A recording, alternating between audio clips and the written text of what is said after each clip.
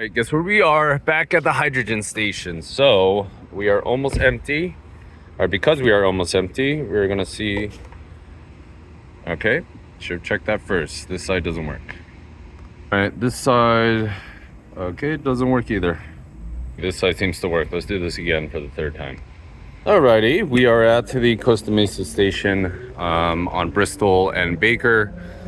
This is a True Zero station. You know the deal, $36 a kilogram. Hasn't changed in some time, which is great, but also not great is the price, and it has been this way for a while.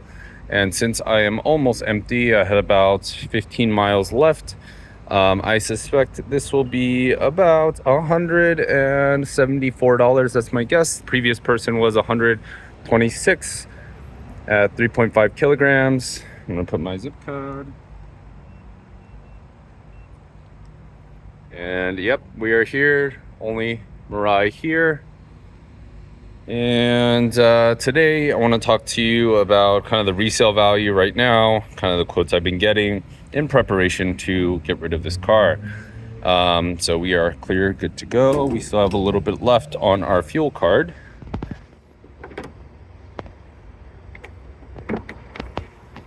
Inserted. Blinky H70, click H70, and then money disappears. Anyway, we are here again at the Costa Mesa True Zero station. I've talked about this station before, but the main thing today, I got a quote recently. I was just shopping around how much I can get for this car realistically. I think a couple months ago, I may have mentioned, I think I was quoted around $9,000, give or take. That quote has changed. I've been getting quotes around about $2,000 less. Mileage wise, you may ask, has it changed a lot since that last video? Not much. Perhaps 1,000 miles, maybe less. So yeah, not much has changed. Let's say mileage is about the same, but we have dropped roughly a little over 20% in that time frame.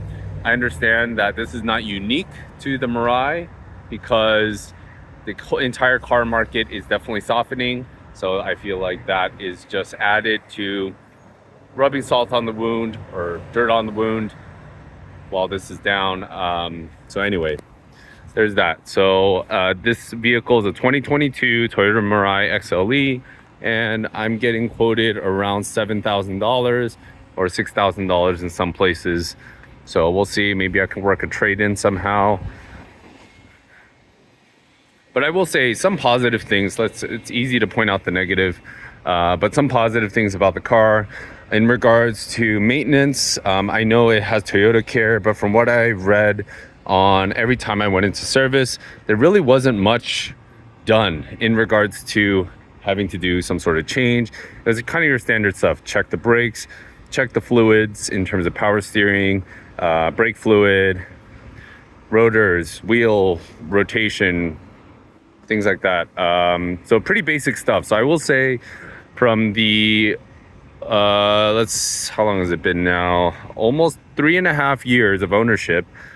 If I had to pay money, you really don't have to do much. At least buying a brand new one. With that being said, the caveat to that is, if you were to have to do something, you probably have to do it at the Toyota dealership. I don't know any third-party shops that work on the hydrogen fuel cell vehicles and repair them, maintain them, all that.